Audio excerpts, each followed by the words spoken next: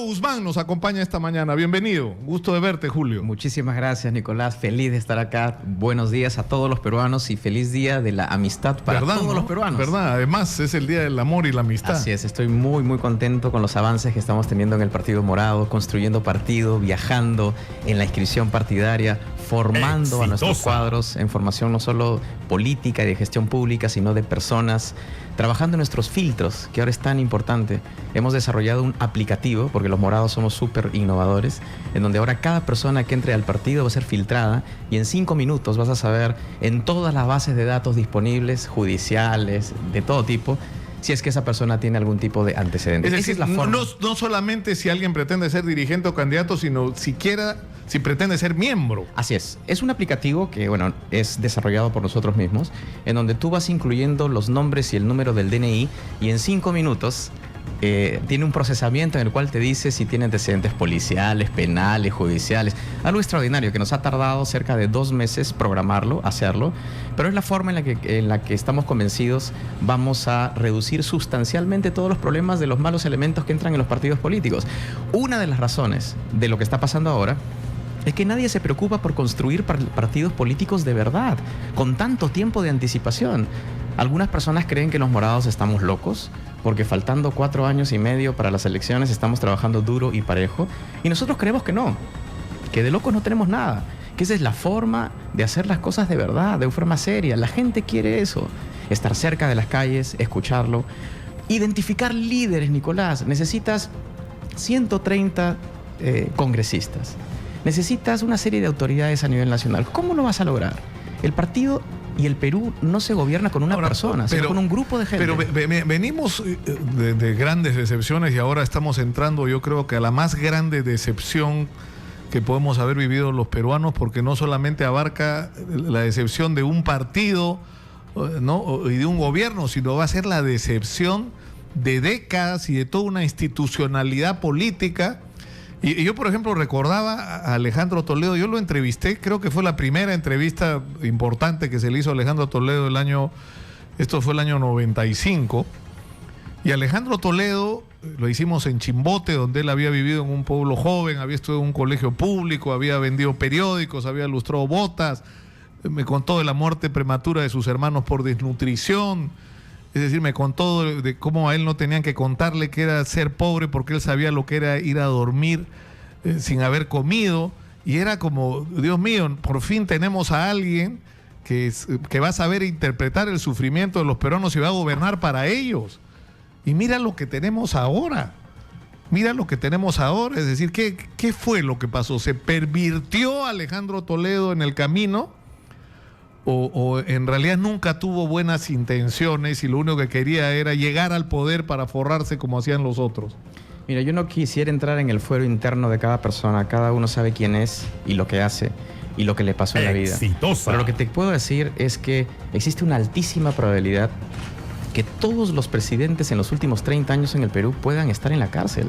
Y eso no solo marca un precedente en la historia del Perú, sino quizás a nivel mundial, Nicolás. El día de hoy el Perú está siendo visto por el mundo como un caso increíble, ¿no? Increíble. Y esto ofende a los peruanos y les quita un poco de dignidad. Y creo que la respuesta ante eso es variada. Primero, trabajar duro y parejo. En lugar de estar metido en los chismes, en los rumores, prender mecha, uno tiene que trabajar serio en una organización que justamente prevenga que esto nuevamente vuelva a ocurrir. El Perú se va a volver a levantar y cuando se levante tenemos que estar listos. Lo segundo es que las nuevas caras en política, como en nuestro caso, tenemos que tener seriedad y responsabilidad. No podemos prender la mecha nuevamente, como digo, sino mantener la calma y esperar las investigaciones de la Fiscalía para poder pronunciarnos sobre ciertos temas. Y lo tercero es trabajar en los planes contra la corrupción. Si realmente creemos que se debe de luchar contra la corrupción, bueno, este es el momento de trabajar un equipo y trabajar planes serios de lucha contra la corrupción. Pero hay como varios niveles, ¿no? El primero es que, es decir, esto vaya realmente hasta el final, porque algo que ocurrió cuando hubo toda la investigación anticorrupción, ¿no es cierto?, del gobierno de Fujimori y Montesinos, porque cogobernaron, o sea, por lo menos en la fase final fue absolutamente claro que eso era lo que ocurría. escúchame, hay muchos videos que no vimos. Hay mucha gente que recibió dinero y que no fue procesada. Hubo negocios que se resolvieron en las oficinas del cine. Escúchame, la propiedad de la compañía minera más importante del país en ese momento, que era Yanacocha, se resolvió en las oficinas de Montesinos, que trajo a un vocal de la Corte Suprema para que arreglara una disputa judicial a favor de quienes terminaron siendo los dueños. Es decir, pero a lo que voy es que no se terminó de castigar a todos los que se debió castigar en su momento. Y yo creo que es legítimo la indignación y la exigencia de la gente que esta vez caigan todos. Absolutamente. Todos los que tengan que responder, por todos los que metieron la mano, todos los que hicieron algo ilegal, paguen por eso, sean quienes sean. Por esa razón, uno tiene que apoyar el trabajo de la Fiscalía y tener calma y tener paciencia en su trabajo, porque todos los nombres tienen que salir a la luz. Y los peruanos tienen que tener claro de cuáles son los propósitos del Congreso, por ejemplo, de la Comisión Lava Jato, cuando se opone o obstaculiza la labor de la Fiscalía. No queremos los peruanos que la información se use de forma política, en donde si el Congreso tiene toda la información, va a poder sacarla de acuerdo al orden que a ellos les conviene, o la prioridad que les conviene, o inflar algunas cosas más que otras, y ocultar a otras, o tratar de pasar piola, como ocurrió, por ejemplo, en el anterior proceso. Pero hay un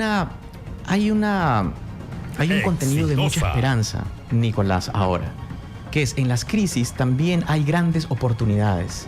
Y esta es una gran oportunidad del Perú para limpiar la clase política. Es una gran oportunidad para luchar contra la corrupción. Porque el problema en este momento es hacia dónde miras, ¿no? O sea, si vamos a regresar después sobre el tema de la corrupción, porque yo creo que es importante desentrañar este monstruo, porque contigo hemos hablado de eso antes, pero es decir, acá lo que va a ocurrir no es solamente una catástrofe moral, sino política. Se van a derrumbar instituciones políticas. Y eso va a abrir la oportunidad de liderazgo. Keiko Fujimori pretende ser una de las beneficiarias de esta crisis, porque si bien es cierto, durante el gobierno de su padre también hubo operaciones de Odebrecht. Ellos pretenden que fueron las menores y que las mega obras y la supercorrupción no se dio durante ese. Pero en todo caso, como fuera, lo que pretende es capitalizar políticamente este descontento. Lo cual es una conchudez. Es una conchudez porque el fujimorismo no tiene ninguna autoridad moral para hacerlo. Ahora su estrategia es embarrar a todo el mundo y también reciclar a corruptos, dándole un mensaje a los peruanos de que después de todo ellos no fueron tan malos. Y creo que todos tenemos que estar muy alertas. Además, recordemos que Odebrecht tuvo 30 obras en el gobierno fujimorista, de los cuales no se quieren incluir en las investigaciones. Entonces, nosotros lo hemos dicho muchas veces, los peruanos tenemos que estar cautos, alertas. En momentos como este, muchos van a querer pasar. Ahora, pero ¿sabes lo que pasa, Julio? ¿En quién creer? O sea, yo te he recordado el caso de Alejandro Toledo, porque te digo, a mí personalmente me impresionó Alejandro Toledo en ese momento, el año 85.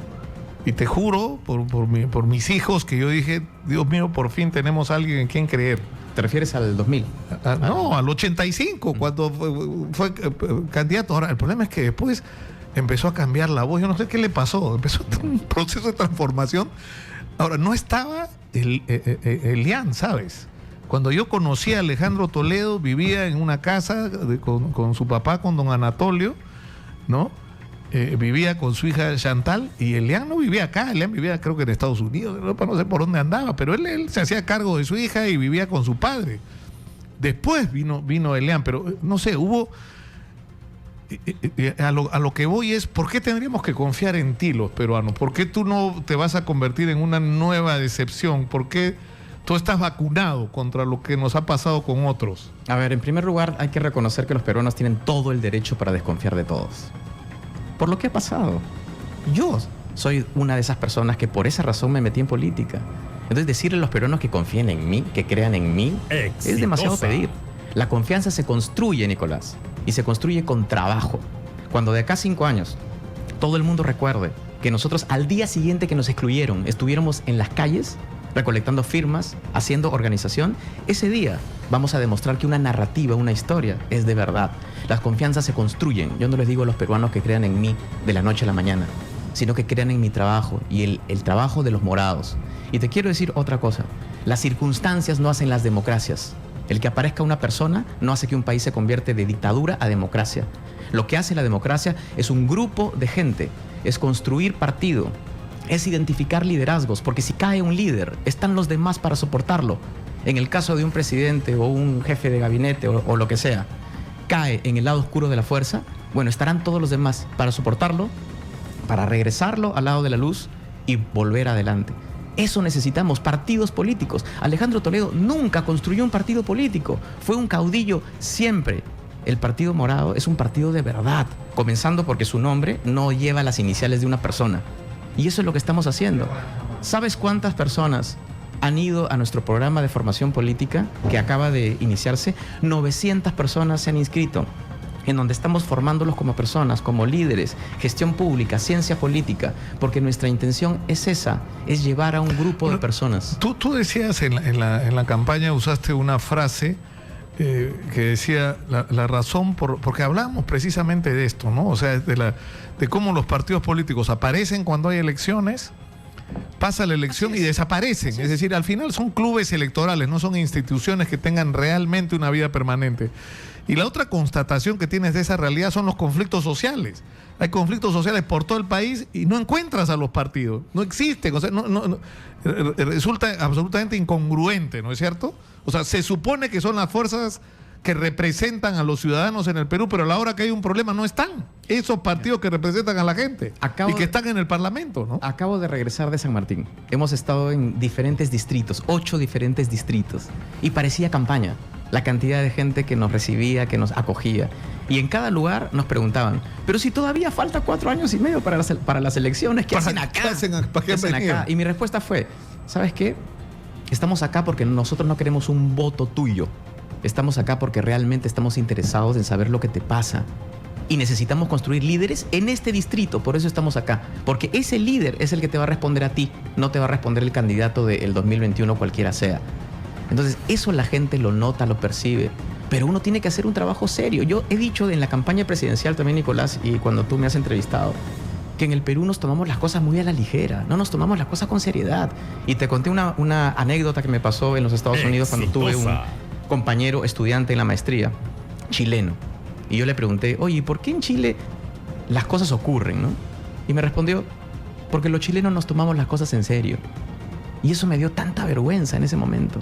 Bueno, el Perú necesita líderes serios que piensen que los proyectos no se construyen de un mes a otro o de un año a otro, sino con trabajo, con mucha fuerza. Ahora, y ese es un mensaje muy potente para los jóvenes, sobre todo para los jóvenes. Hay otra digamos, interrogante o cuestionamiento que se ha planteado alrededor tuyo, que es el tema del financiamiento. Yo el otro día veía el debate sobre el Obamacare en Estados Unidos, sobre los programas de salud, que están a punto de ser simplemente traídos abajo por la administración, ¿no?, de Donald Trump. Y había un debate entre Bernie Sanders y Ted Cruz.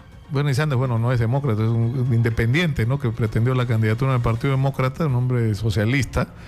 Y Ted Cruz, y en un momento le dice, usted recibió 36 millones de dólares, señor Cruz, para su campaña, de 3 personas que son empresarios. Entonces, ¿a quién representa usted? O sea, ¿por qué tenemos que creer que usted está preocupado por la salud de la gente y no por defender los intereses de quien auspició su campaña? Por eso se convierte en tan importante de dónde, y yo creo que es un tema clave en este momento además. Es clave. ¿No es cierto? Porque eso es lo que viene, por lo que entiendo ahorita. ¿Quién financió las campañas electorales del Perú que después se cobró los favores? ¿Quién financia a Julio Guzmán? Ni Julio Guzmán ni el Partido Morado tiene padrinos y no queremos tenerlo. Y una evidencia concreta fue lo que nos pasó en la campaña. Los recursos que tuvimos fueron muy escasos. Trabajamos de una forma muy creativa, austera. Y lo seguimos haciendo. Nosotros no tenemos padrinos ni queremos tenerlos por 2 razones. Primero, porque queremos mantenernos independientes. Porque las reformas que hay que hacer en el Perú necesitan libertad, independencia para poder hacerlo. Pero lo segundo es porque a los peruanos les gusta que uno trabaje de una forma austera con lo que tiene. Mira, en los últimos 7 meses nadie puede decir que hay un signo de una inversión enorme en la campaña que tenemos. Y va a continuar así. Es puro esfuerzo de voluntarios con recursos muy pequeños de gente que está donando, pero montos muy pequeños. ¿Y cómo haces para vivir? Porque el estar en campaña significa que no puedes chambear, ¿no es cierto? O puedes chambear muy eventualmente. Me hace las cosas más complicadas, pero Te recuerdo que yo, bueno, he trabajado desde que tengo 15 años, tengo una maestría, un doctorado, he trabajado 10 años en el Banco Interamericano de Desarrollo, entonces tengo ciertas áreas de expertise en donde ahora las utilizo para hacer consultorías y eso me permite lidiarme. La verdad te digo que no es fácil, es bien complicado, pero trabajar en la construcción de un partido requiere una atención particular, y eso es un sacrificio personal que uno tiene que asumir. Ahora, debería haber un financiamiento público de los partidos, ¿no? Pues, es decir, pues, eso es una discusión trascendente también, porque al final, es decir, si la existencia y la actividad de los partidos va a depender de los padrinos que estos partidos tengan, te va a ocurrir lo que, es decir, se va a reproducir ¿no es cierto?, este circuito que es el que estamos padeciendo en este momento, es decir, Odebrecht, OAS, y no solo ellos, empresas privadas peruanas han financiado partidos y candidatos para cobrarles después en el Congreso y en el gobierno, ¿no? Totalmente de acuerdo, además asumiendo los montos. Si uno asume cuánto cuesta una campaña presidencial y la multiplica por el número de partidos que cumplan ciertos requisitos, no estamos hablando de un esfuerzo fiscal muy grande. Y a cambio le darías una garantía a la población de que no va a haber nadie pues oportunista o con algún propósito particular que financie a alguien. Definitivamente esto tiene que hacerse, pero tiene que hacerse con reglas muy estrictas, en donde haya no solo un monitoreo del gobierno, sino particularmente de la sociedad civil, que se forme una comisión de notables, Nicolás, una comisión de notables que sean designados por la sociedad civil y que ellos sean los que definan cuáles son estos criterios para la ayuda de el Estado a la financiación de los partidos políticos. Ahora, ¿ustedes cómo van? O sea, ¿en qué bien. punto están exactamente como Partido Morado? Porque esto es otra cosa loca, ¿no? Estamos hablando hace rato de la reforma, de la ley de partido, pero no se ha cambiado nada, ¿no? Es decir, ¿cuántas firmas tienes que recoger en este momento para inscribirte? A ver, en primer lugar, se ha cambiado mucho en la norma. Se ha cuadriplicado el número de firmas que te solicitan. Bueno, claro. El reglamento te ha puesto un montón de obstáculos más para la constitución de los comités provinciales, etcétera. Pero la verdad es que a nosotros nos importa poco, Nicolás.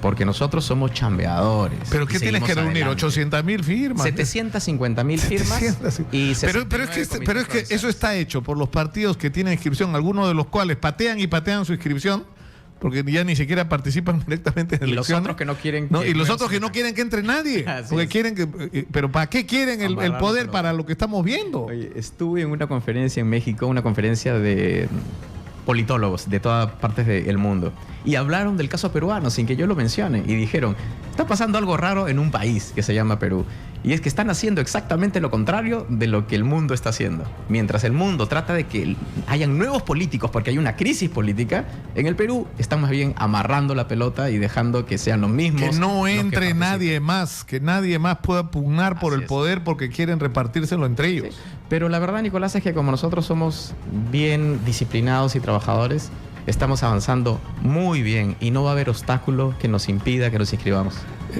Antes de ir a la pausa, porque te rogaría que te quedes con nosotros, quiero hablar de profundizar un poco más en este tema de la corrupción y hablar sobre lo que ustedes proponen para enfrentar la situación, porque hay gente que sostiene que toda esta corrupción es consustancial, es decir, que el sistema que se ha estado aplicando inevitablemente genera lo que hemos estado viviendo. Pero esto lo quisiera dejar para después de la pausa, porque tú fuiste parte en algún momento del gobierno de Ollanta Humala, ¿no es cierto? Tú fuiste convocado y tú luego saliste del gobierno, y ha habido gente que te ha vinculado y con eso han tratado de desacreditarte en la campaña electoral de la que fuiste excluido luego. Sí, yo fui viceministro de Industrias y también fui secretario general de la PCM. Mi cargo fue estrictamente técnico y los que me convocaron no fueron ni la señora Nadine ni el expresidente Ollanta. Fueron técnicos también del gobierno que confiaban en mi experiencia internacional porque yo vivía en el extranjero. Esa fue mi experiencia puntual y más bien el gobierno del señor Ollanta fue el que finalmente me convenció de meterme en política por la decepción, por la mediocridad, por la falta de visión. Así que yo entiendo que traten de vincularme porque es la única forma en la que me pueden agarrar. A mí me ponen de cabeza, me sacan la ropa interior y no me encuentran nada. Entonces eso los pone nerviosos y les preocupa y yo lo entiendo. Me parece que es algo. Y estar en la política es ajustarse, digamos, a todas las críticas que puedan haber. Vamos a ir a la pausa. Estamos con Julio Guzmán, son las 10:29 de la mañana. Muchas gracias por estar. Es la primera vez que apareces en un montón de tiempo, ¿no, Julio? Sí, la verdad es que el trabajo partidario y la construcción de partidos, los viajes, la formación política... Has estado por todos lados, ¿no? Viajamos bastante, estamos cerca de la gente, estamos con la gente, escuchando. Y te puedo comentar también de eso, ¿no? Que la gente está en otra, Nicolás. La gente, los políticos discuten unos temas que a la gente realmente es poco relevante para el día a día. Las personas para los que están viviendo los peruanos de a pie. Claro, las personas en todas partes del Perú. Los peruanos ahorita su tiempo lo dedican entre el colegio de sus hijos, la posta médica, la inseguridad de las calles, el servicio público. Esos son los espacios que los peruanos están casi al 100% de su tiempo. Los políticos, esos espacios no les interesa, no trabajan en eso. Vamos a la pausa, estamos con Julio Guzmán. Tú eres que presidente del Partido Morado. Todavía no. Promotor del Partido Morado. Man, hay gente que te odia y hay gente que pregunta cómo hay que hacer para acercarse al Partido Morado. O sea, ¿qué hace la gente si quiere ser parte? Y ya sea para ir a inscribirte o para ir a... Para los dos, tenemos espacio para escuchar a los dos. A ver, ya hemos programado inducciones para todos los morados. Estamos en la tercera inducción. En las redes sociales estamos publicando dónde va a ser y cuándo va a ser, en donde recibimos a todas aquellas personas que quieren involucrarse en el partido. La primera inducción, te cuento, fueron 110 personas, la segunda 250 personas y ahora tenemos inscritos a más de 300 personas para la próxima. ¿Qué hacemos en las inducciones? Les hablamos de los valores de nuestro partido, de nuestros planes, de nuestros equipos de trabajo y sobre la base de esa información ellos deciden si quieren incorporarse o no. Yo personalmente estoy en las inducciones para que me conozcan, para poder escuchar también sus comentarios, preguntas, etcétera. Ahora, hablemos un poco de este fenómeno de la corrupción. Es decir, está claro por un lado el tema de lo que ha pasado con los partidos. O sea, al final no eran instituciones democráticas, porque eso es bien interesante, cómo han ido de la mano las dos cosas. O sea, lo que vamos sabiendo ahora de la corrupción y las quejas con respecto a la falta de institucionalidad de los partidos, la falta de vínculos de estos partidos con la sociedad real, ¿no es cierto? Pero la interrogante que uno se hace es cómo cambiar esta situación. O sea, cómo devolverle a la gente la esperanza. O sea, ¿quién va a tener ganas de meterse en un partido político después de esto? Bueno, yo creo que es lo contrario. La cantidad de gente que está interesada en meterse en el Partido Morado es enorme y creo que parte de la explicación es lo que está pasando.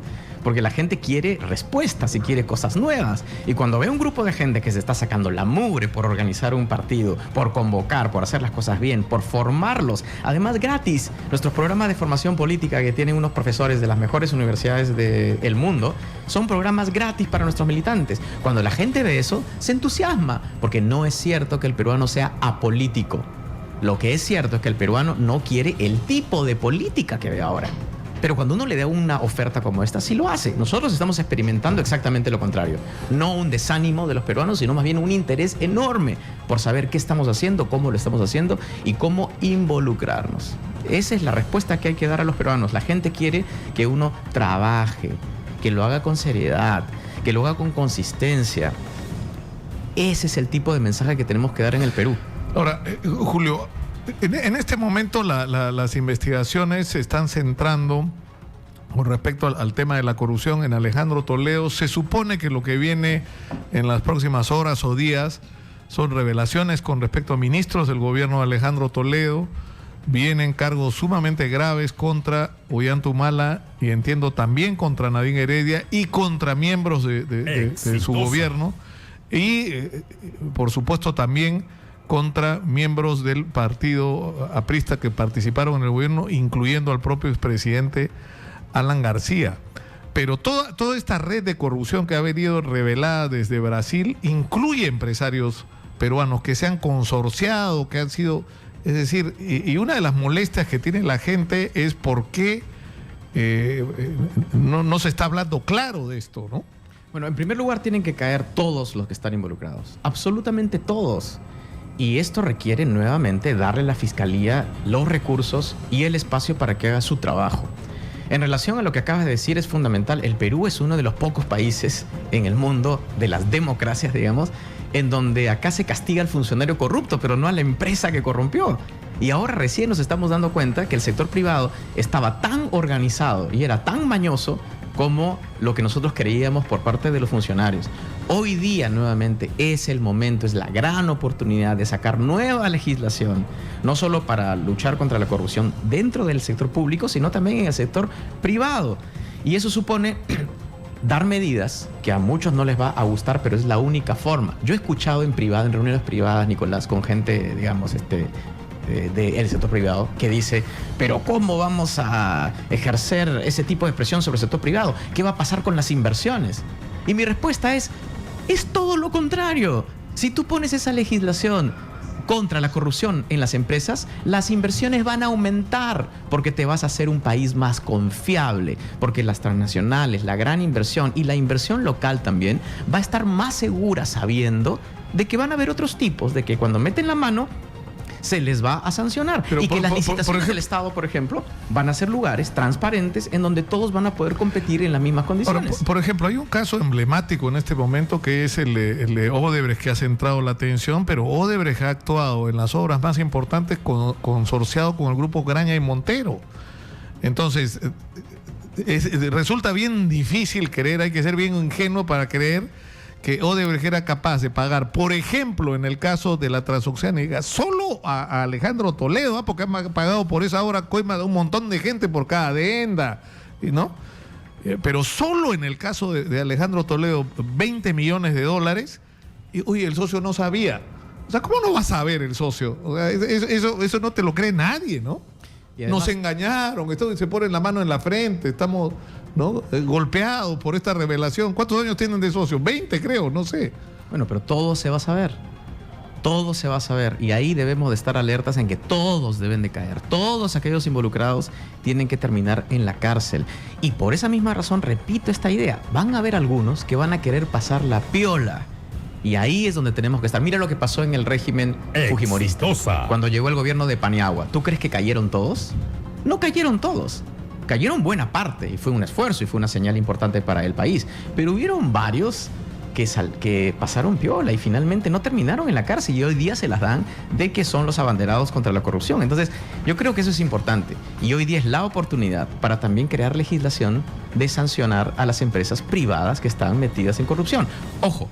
Esto no solo tiene que hacerse con casos tan escandalosos como los de Odebrecht, sino también en el ámbito local, provincial, distrital, Nicolás. No hablamos de las empresas medianas que también incurren en eso. Nosotros recogemos todos los días denuncias de cómo, pese a todo lo que ha pasado en relación a los gobiernos regionales y locales, sigue la ladronera, ¿no? Es una cosa increíble. Mi experiencia personal de los lugares en los que yo estoy visitando, la gente dice, sí, efectivamente, el caso Odebrecht es importante, hay que discutirlo. Pero ¿por qué no discuten la corrupción que hay acá en mi distrito? En donde pasa todo el tiempo. ¿Por qué nadie discute el hospital que está a medio hacer por corrupción? O el puente, o el colegio. La gente está harta que los políticos estén metidos en los temas, digamos, nacionales, pero no le ponen también atención a los problemas del día a día, en la corrupción que está en cada uno de sus vecindarios, en los distritos. Vete a Puno, a Juliaca, Nicolás. Las calles están destrozadas. Y tú me dices, ¿falta plata? No falta plata. Se hacen las transferencias. Pero lamentablemente las obras son mal construidas. Claro, pero además había un asunto. Mira, ayer conversaba con el doctor Lama, que es el encargado por miembro de la Corte Suprema. El doctor Lama es el encargado de la automatización, por así llamarlo, de la modernización del Poder Judicial. Y están haciendo un primer proyecto piloto con algunos juzgados para meterle informática, para automatizar, para que los procedimientos sean electrónicos, para que no se demoren semanas o hasta meses las citaciones. Y yo le pregunto, ¿cuánto necesitan para automatizar todo el Poder Judicial? Me decía 200 millones de soles. O sea, es increíble. O sea, 200 millones de soles se ha tirado un ministro, ¿no? Un solo ministro se ha robado 200 millones. O sea, lo que necesitaría, o por ejemplo, hacer una obra como la transoceánica del sur, que ahora está claro. El otro día a mí me dejó impresionado el reportero de Panamericana. Estuvo esperando 4 horas a que pasara un camión. Y ha sido una obra multimillonaria. Es decir, no solamente hemos trastocado las prioridades, sino hemos gastado dinero en algo que lo necesitamos para otras cosas como esta o como para la educación. Mira, te voy a poner un ejemplo. ¿Qué cuesta poner aire acondicionado en el metro de Lima en donde la gente se está sancochando? ¿Tú crees que eso es humano? ¿Tú crees que eso es estar preocupado por la gente. ¿Cuánto cuesta eso? ¿Cuánto dinero se roban que se podría utilizar en darle un servicio a la población? Miles de peruanos que todos los días se transportan y no tienen ese servicio mínimo. Y por no decirte, el costo, por ejemplo, de ponerle agua potable a una familia de 5 personas es 130.000 soles. Construir una vereda de 100 metros te cuesta 140.000 soles. Haz tus matemáticas y vas a ver que cientos de miles de peruanos se quedan sin servicios porque otros se meten plata al bolsillo ajeno. Entonces, ese tipo pero de cosas... ¿cómo cambias eso, pues, Julio? La impunidad. ¿Cómo vas a hacer? ¿De qué depende? O sea, por ejemplo, yo he hablado mucho sobre el tema de qué depende que no haya impunidad en la justicia, ¿no es cierto? Pero, y está claro que depende de las personas. Está Pablo Sánchez y está Duberlí Rodríguez y, por supuesto, la gente que los acompaña en su entorno. Es una garantía, porque esta gente, por lo menos hasta ahora, ha dado pruebas de que no se casa con nadie, que van a ir hasta el final y que van a hacer lo que tienen que hacer. Ahora, ¿pero qué hace para transformar el gobierno en el Perú? Que no nos pase otra vez que elegimos a Julio Guzmán o a Keiko Fujimori o a, no sé, bueno, Verónica Mendoza también quiere ser candidata, está convocando a la marcha o participando en la marcha anticorrupción. A ver, ¿Qué te parece eso de Verónica Mendoza? Bueno, en primer lugar, que las marchas deben ser marchas de los ciudadanos y no de los políticos. Los peruanos están muy cautelosos, muy recelosos y no quieren ser utilizados políticamente. Y yo creo que las marchas tienen que ser de los ciudadanos. Pero hay una pregunta muy interesante que me acaba de decir, ¿qué hacer? Y lo primero es entender que esto no tiene que ver con los modelos. Y acá te voy a hablar en parte como economista y en parte como político. Toda la evidencia empírica a nivel mundial te dice que ladrones hay en todos lados, así sea de izquierda, de derecha, de democracias, dictaduras, lo que sea. Y acá el problema no es el régimen político o económico, sino es la impunidad. Según las investigaciones, la variable más importante que determina la corrupción, más allá del sueldo de los jueces, de las penas y todo lo demás, es que no haya castigo. Es la percepción de la probabilidad de ser capturado. ¿Qué significa eso en cristiano? Facilísimo. De que cuando tú crees que te van a agarrar por hacer algo malo, entonces lo dejas de hacer. Es la percepción de ser capturado. ¿Y eso qué tiene que ver? Con la impunidad. El problema de la corrupción en el Perú es la impunidad. Todo el mundo hace lo que le da la gana y no le pasa nada. ¿Cómo resuelves eso? Varios países han tenido éxito, como Georgia, como Colombia, como el caso de Brasil, por ejemplo, en este caso Lava Jato. Créate una fuerza de élite que solo trabaja en los casos emblemáticos para dar una señal a todos de que cualquiera, por más poderoso que pueda parecer, termine en la cárcel. Bueno, pero nuestra propuesta. La gente está diciendo ver para creer, ¿no? Queremos ver que eso ocurre. Bueno, es una señal, Alejandro Toledo, ¿no es cierto? Quiero darte, si me permites, 2 casos. En el caso de Brasil, solo 9 fiscales, Nicolás, han sido capaces de desmantelar el caso de corrupción más grande en la historia de América Latina. 9 fiscales. En el caso del Perú ya tenemos un precedente. En el gobierno de Valentín Paniagua se ensambló un equipo parecido como este y muchos terminaron en la cárcel. Entonces los peruanos sí podemos hacerlo. ¿Cuál fue el problema en el caso de Valentín Paniagua? Que este equipo se desactivó y no continuó, como si la corrupción la vences y ya se acabó. No, este equipo hay que crearlo de una forma permanente. Julio, si lo permites, vamos a hacer una breve interrupción porque está Erika Rado en el Congreso de la República, tiene información de último minuto. ¿Qué pasó, Erika? Cuéntanos. ¿Qué tal, Nicolás? Muy buenos días. Información en vivo. Así es, desde el Congreso de la República, las parlamentarias Indira Wilca y Marisa Glave estaban presentando el proyecto de ley de matrimonio civil igualitario. Vamos a escuchar a Marisa Glave. Tiene derecho al matrimonio. Toda persona tiene derecho a casarse. El Estado no puede decir con quién. Eso lo tiene que decidir la persona de manera libre y voluntaria. ¿Por qué el matrimonio igualitario es importante? Algunos dicen es una cosa superficial. No es una cosa superficial. Tiene que ver con algo fundamental, que es el reconocimiento jurídico de la decisión de 2 personas de mantener su vida de manera conjunta y conformar una familia. Esa decisión muchas veces queda en la sombra, queda oculta, queda en el espacio de lo privado. Como dicen algunos, se perdona el pecado pero no el escándalo. Y lo que nosotros queremos decir aquí es que no solamente no es ningún pecado, ni que es ningún escándalo, es simplemente la decisión de un conjunto de personas de reconocer su decisión de manera pública en un registro oficial y que ese registro lo tiene que respetar el Estado y lo tiene que respetar la sociedad. Así que el día de hoy simplemente estamos dando un paso más en lo que es una batalla hace muchísimo tiempo porque las personas tengan simplemente derecho a amarse. Muchísimas gracias por estar acá. Bien, entonces doy ahora la palabra al pronunciamiento de la parlamentaria Marisa Aglave, cuando ya estaban presentando el proyecto de ley de matrimonio civil igualitario. Lo que han indicado es que precisamente se busca el reconocimiento legal de la unión voluntaria entre dos personas indistintamente del sexo, a fin de hacer vida común y pues teniendo iguales derechos, deberes y responsabilidades. Adelante contigo, Nicolás. No, muchas gracias, Erika. Bueno, esto está más allá que la propuesta de Carlos Brus, ¿no? De la unión civil, ¿no? Sí, bueno, yo creo que es muy importante que en el Perú haya una discusión sobre los derechos para todos. Nosotros los morados, por ejemplo, apostamos por los talentos y decimos que el país va a salir adelante cuando invertamos en los talentos de los peruanos, y eso también significa darle derechos a las personas. Ahora, yo no conozco el detalle de la propuesta de la congresista Aglave, pero me parece saludable que este tipo de discusiones al menos se abran a nivel nacional y que los peruanos opinen y digan qué es lo que sienten y qué queremos como colectivo. Eso de dejarnos las cosas y no discutirlas me parece un error. En términos de contexto general, eso es lo que podríamos decir. Ahora, Julio, yo quiero que regresemos ya para ir terminando, porque nos quedan unos pocos minutos, y revisando, es decir, se ha armado una polémica acá en el Twitter feroz, ¿no? Hay que dicen que eres pro judío, otros que eres, ¿no? Nadinista, el tapado de Nadín, el tapadito de Nadín.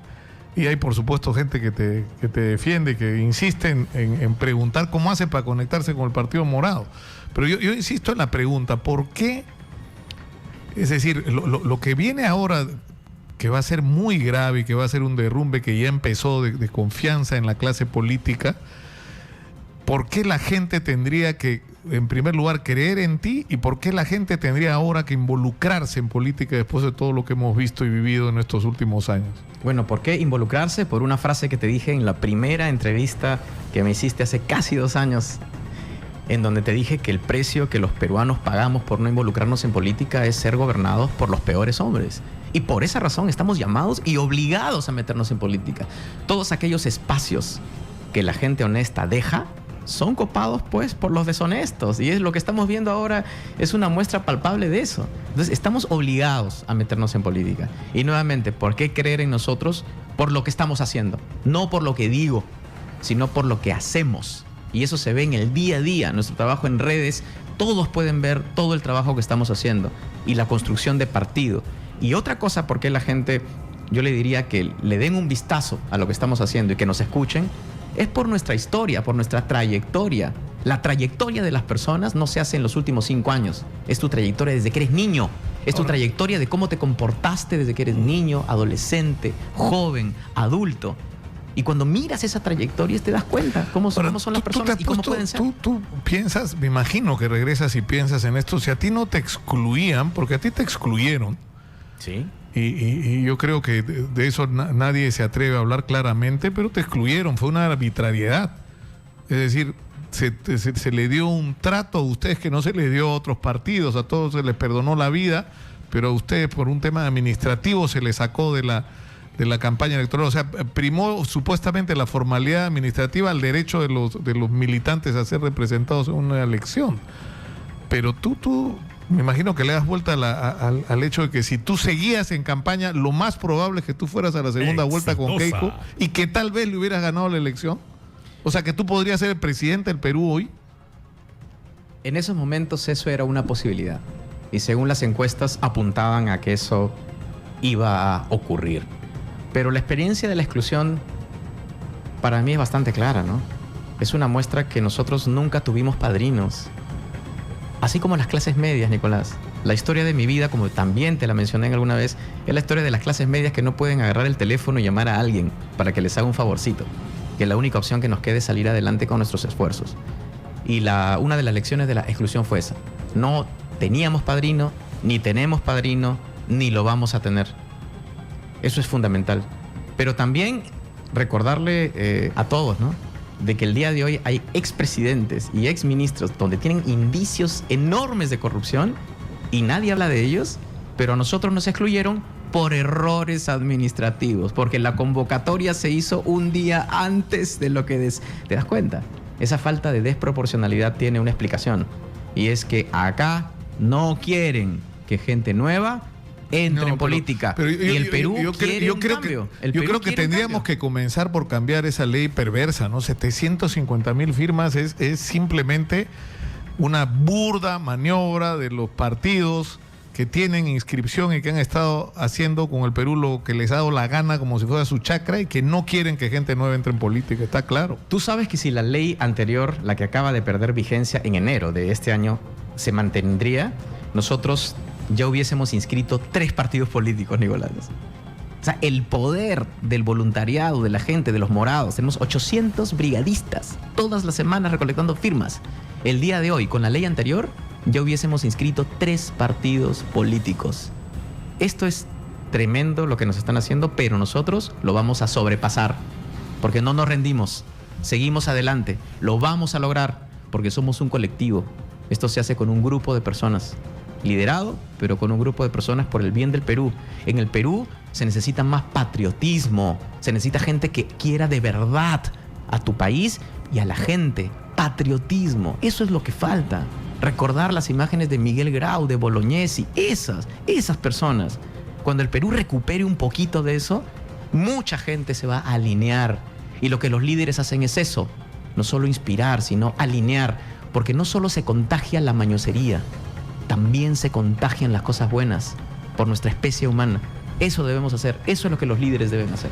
Muchas gracias a Julio Guzmán del Partido Morado por estar con nosotros esta mañana aquí en Exitoso. Un gusto conversar contigo.